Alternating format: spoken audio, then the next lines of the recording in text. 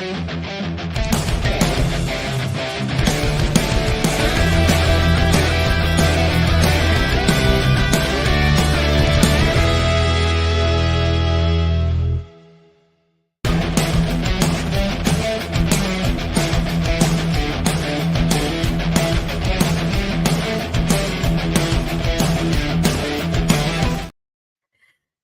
there. Welcome to the Wrestling Time Post Show. It is Wednesday, October 18, 2023, and tonight I'll be talking about AEW Dynamite. Okay, so tonight's Dynamite featured Sting making an announcement.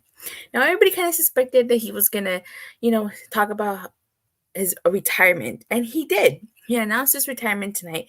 He came out and he basically, mentioned people that he's worked with over the years, from the Steiner brothers, Lex Luger, Buff Bagwell, Dusty Rhodes. And then he mentioned Hulk Hogan, and the crowd just booed Hulk Hogan. And when he mentioned Ric Flair, the crowd cheered. He talked about Clash of Champions, 89, 1990 Great American Bash. He thanked Ric Flair for everything. And then he brought up his retirement from 2015 and said that retirement didn't sit well with him. Long story short, basically, Sting said that his first match in AEW was at Revolution 2021, and his last match with AEW will be Revolution 2024. And his retirement is for sure. So I can't believe, he's retiring. It's and the crazy thing is Revolution is in March, usually early March. So what? It's gonna be November, December, January, February, March. So literally we have 5 months left with Sting on our television. So I think we should enjoy every moment Sting is on Dynamite, because he only has 5 months left before he retires. Any guesses as to who he might face in his final match? I think it would probably be fitting for Darby Allin to face him. I think he would put Darby Allin over. So depending on where Revolution is, I would not mind going to that Revolution. I went to this year's Revolution. It was a lot of fun. So I definitely would like to see Sting's final match. But if not Darby Allin, who else could Sting wrestle in his final match? To me, I honestly think it makes the most sense for Darby Allin. They've tag teamed together, basically took him under his wing, so it would make the most sense for Sting to face Darby Allin in his final match. It's kind of a shame that we never got Undertaker versus Sting, even if it would have been it didn't have to be a wrestling match. It could have been a cinematic match. So even if we got that, but it is what it is. But here we are. So what do you guys think of Sting's announcement? Did you suspect he was going to retire?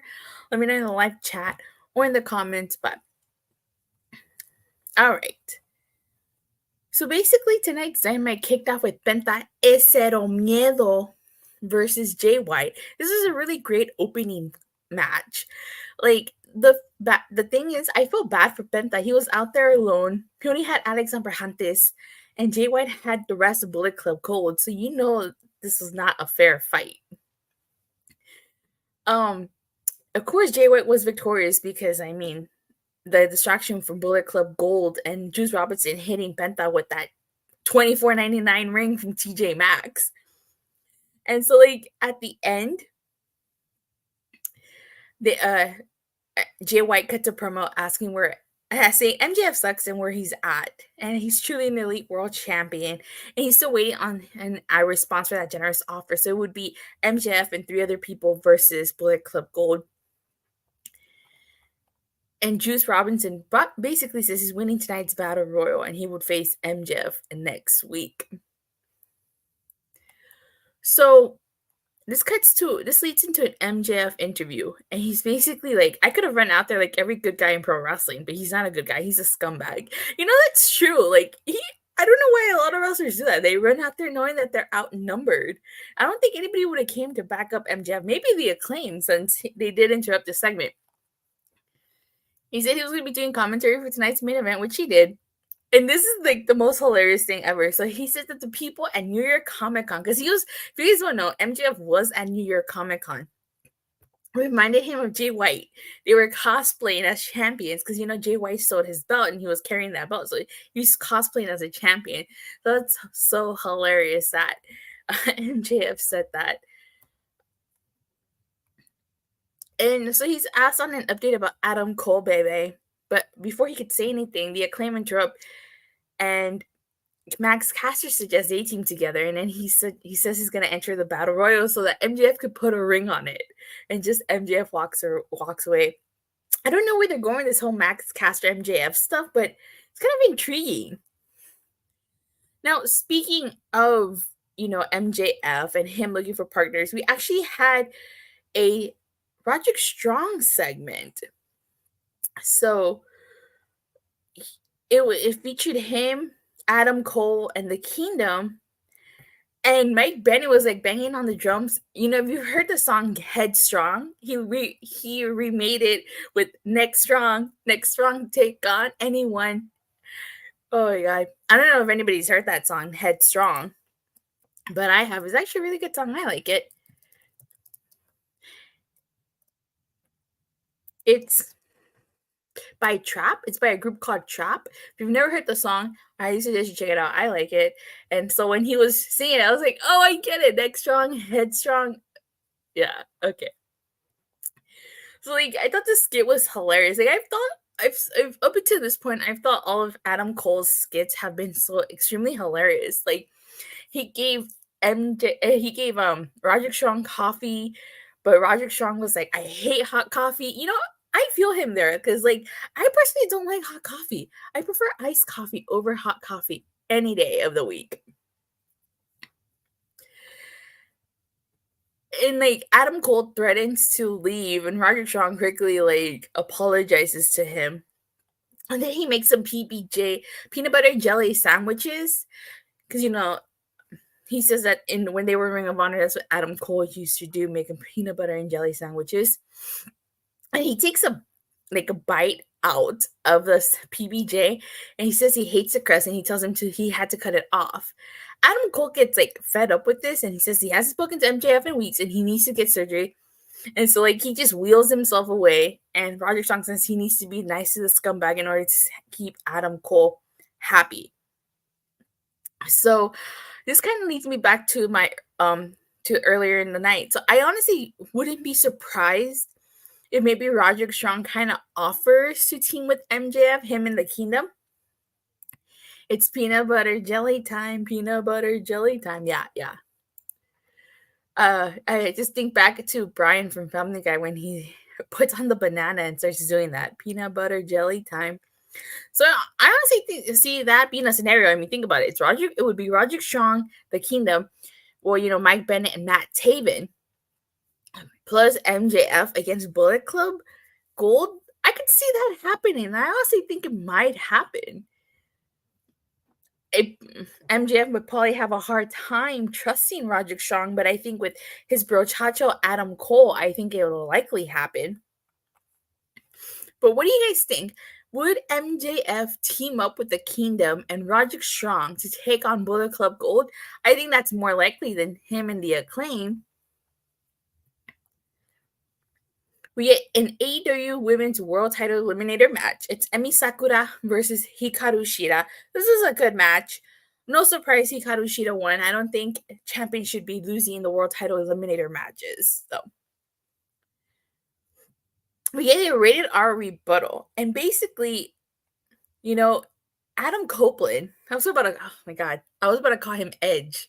Adam Copeland makes it known that he's not here to take Christian Cage's spotlight or take the TNT title. He also doesn't want to fight Christian Cage. Basically wants to team with him. And I honestly think that's what's going to happen. Right now Christian Cage is resisting, but I honestly think that at somewhere down the road you're going to have I was going to say Edge again. Okay, Adam Copeland and Christian Cage teaming up together and have one final run as a tag team. Adam Copeland goes on to say that eventually Nick Wayne and Luchasaurus are going to leave him high and dry, and he will be there to pick up the pieces. Now, of course, he's referring to what happened to him in the Judgment Day. I mean, they turned on him and kicked him out of Judgment Day. So you get Wardlow versus Ryan Nemeth, and this match gets called off. Basically, like, they're rebuilding up Wardlow. Except this time around, he's not facing jobbers. He's facing talent. And, like, Tony Schiavone, like, asked Wardlow, like, you know, what's his deal? Like, what is he here for? And he has a wristband that says MJF. So you guys remember, like, MJF and Wardlow, like, Wardlow used to be his bodyguard. And so this is interesting because you got Samoa Joe, you got Jay White, and Wardlow all after MJF. Are we somehow going to see a four-way? Maybe not a Full Gear, but I honestly think MJF is going to walk out of Full Gear as champion. I don't think Jay White's beating him just yet. But it's very interesting. Probably a four-way for that title. Maybe a Revolution. Or on Winter is Coming. But so many scenarios, so many interesting, like, possibilities here. You know, it would be fitting, in my opinion, if Wardlow does take the title off of him, because, you know, Wardlow used to be his bodyguard, and that ended up happening. So Kenny Omega gets interviewed, and he's basically thanking Kyle Fletcher for reminding him that he's a measuring stick in the company.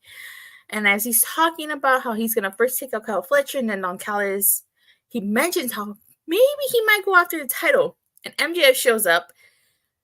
He says he admires him and has always been a huge fan. But he shakes Omega's hair and whispers to him, 13 days, bitch. And Omega says, we'll see about that. So MJF just needs 13 days to surpass Kenny Omega to be considered the longest reigning AEW champion. And I honestly think he will. Like I said, I'm in my firm belief that MJF is going to walk into Full Gear as champion and walk out as champion. I'm going to be at Full Gear. So I'm definitely looking forward to MJF versus Jay White. What do you guys think? Who do you guys are rooting for? MJF or Jay White? Let me know in the comment section or in the live chat. We get a Don Callis family promo, and basically, like, Powerhouse Hobbs says that in 1998, it was supposed to be the greatest day of his life. He was supposed to meet Chris Jericho, but Chris Jericho told him, a 7-year-old and his grandma, to sit his ass down, and he swore he was gonna hurt Jericho. So, like, Powerhouse Hobbs power bombed Jericho multiple times last week to get revenge on Chris Jericho. Definitely hashtag Team MJF. Okay.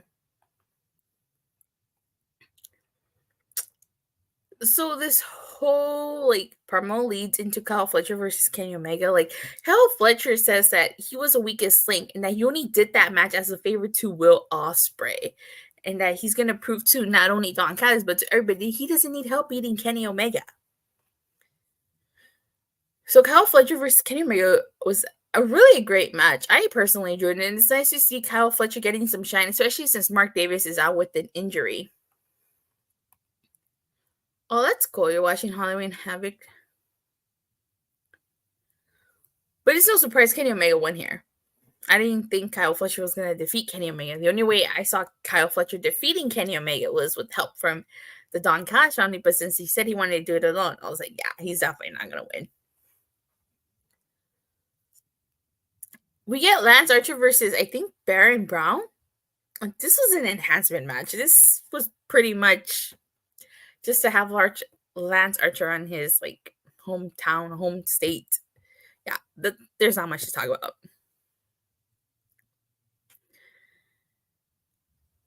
We get a Swerve Strickland segment, and he's basically saying how he should be celebrating his music video and his TNT title, but he isn't. Why? And he blames Hangman Adam Page for that. Now, he basically says that Hangman doesn't want to go to war with someone who doesn't give a damn, and that may not be Hangman that pays. So, kind of makes it sound like he might go after the Bucks. Maybe he might go after Omega. But he's definitely going to make Hangman Adam Page pay. And their feud isn't over. Swerve Strickland got the first win. I think Hangman Adam Page is going to get the second win. They're definitely going to have another match again. Maybe at Full Gear. Possibly if it's a trilogy. The third one, if it doesn't happen at that rumored December 29th pay-per-view or Winter is Coming, then it'll probably happen at Revolution. But I definitely do think this is going to be a trilogy feud. And it'll be interesting to see who comes out on top of this trilogy feud.